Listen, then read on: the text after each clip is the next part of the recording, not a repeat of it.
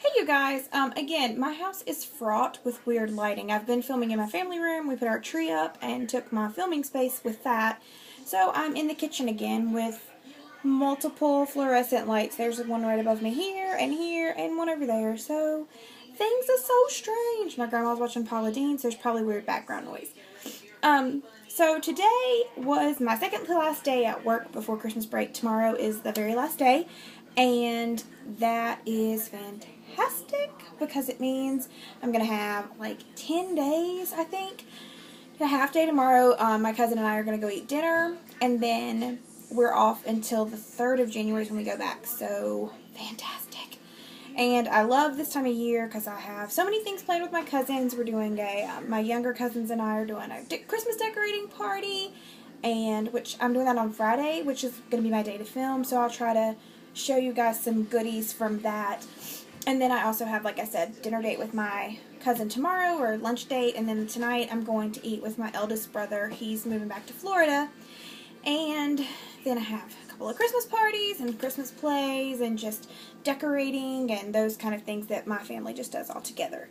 So it's a really exciting time. But I also usually use this time to catch up on my reading and try to meet my reading goal for the year. And I was really lucky and actually hit my reading goal over Thanksgiving, and I was so excited. So this, now I really like, I do the GoodReads challenge, and I really enjoy the fact that it says like 104% towards goal. So I'm trying to just finish the year out strong. I really have some things on my TBR list that have been kind of lingering for a while that I've been trying to read and just get rid of. So I thought that I would just share with you guys my winter break TBR list. And I do this weird thing where I always, no matter what I'm doing for my TBR, my to be read, I always do them in 10s, or at least 10. And I think that's because if I put down like 3 books for the month of December that I was going to read, I would meet that goal without any issue. But my problem is that I feel really confined by that, and so I end up not reading any of them. So when I do lists of 10 or more, I just feel a little more confident in my ability to actually read something on my TBR shelf instead of just trying to go back and look at all of my shelves, which are full of books that I've not read, and I just get so overwhelmed with it. So I have picked technically 12 books, but I've already started some of these that I just have had lingering for a while I'd like to finish up, or are really super quick and I just want to get rid of them. So first up on my TBR is my Coco Chanel book, which is called Sleeping with the Enemy, Coco Chanel's Secret War. And this one I showed you during my first haul video, my first video this month, and I'm really excited to read this still. Like I said, I just want to know if she had an affair with a Nazi, because I feel like that is really, gosh, it's just like so different than anything I would have imagined out of her. Well, not that I personally know Coco Chanel, but I just don't feel like you design beautiful clothes and have an affair with Nazis. It doesn't fit with what I imagine in my brain. And then I have Chime by Franny Billingsley, and this was National Book Award finalist last year, and actually is kind of, there was a lot of, last year over the National Book Award, there was kind of some drama. The award people accidentally called Lauren Myracle for her book Shine, and it was supposed to be this book, Franny Billingsley's Chime, that was actually nominated. So it's been on my shelf for a year, and it's really fantasy. A handsome stranger arrives and everything goes wrong. So promising fantasy. It looks like there's some woods, so that's exciting. I also have Embers and Echoes by Karsten Knight. This is a sequel to his debut book Wildfire, which was a strange book for me to read. I was really excited for it and wanted to read it so badly last year when it came out, and I actually bought it full price in hardback at a store that I didn't have a discount for, so I ended up paying like 18 bucks for it. Read through it and was just kind of like through the whole book. Wasn't very invested in the story or the characters, but was interested enough to stick with it, mainly because I don't like to just quit reading books that I've built up so hard in my head.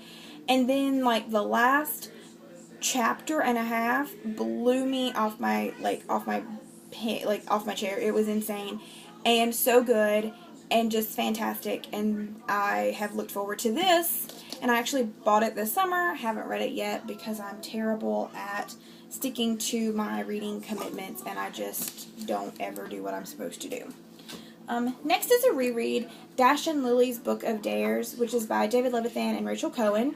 And I actually read this book the year it was published. I bought it in hardback because I love Nick and Nora, and this book was so good. It's set at Christmas time. It's fun. It's not light necessarily, because I don't feel like David Levithan is capable of just writing fluffy books, but it's happy and it's intense and you feel all the feels, and it's just really good. So if you're looking for something that's Christmassy or set in winter time that's not necessarily super focused on the holidays, this is a really, really good option for you. A little bit of romance, a little bit of mischievousness. So yeah, Dash and Lily's Book of Dares was one of my top 10 books in 2010. I really enjoyed it. I think 2010. It might have come out in 2011.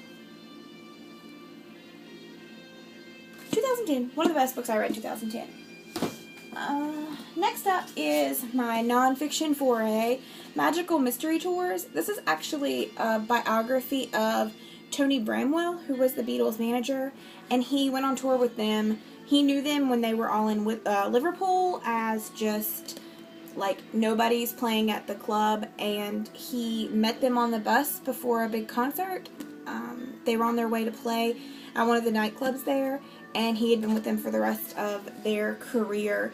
So it's really cool first-hand look at the Beatles, who are my all-time favorite musical artists. I love them and everything about, well, not everything about them, but I enjoy their music, and I love to hear about their lives. I actually read,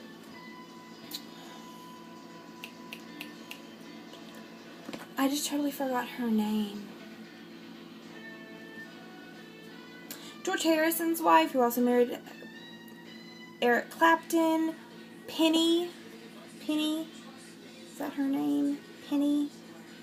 Yes. And she wrote a book, though, that I cannot remember the title of at all. I will look it up. I will leave it in my next video.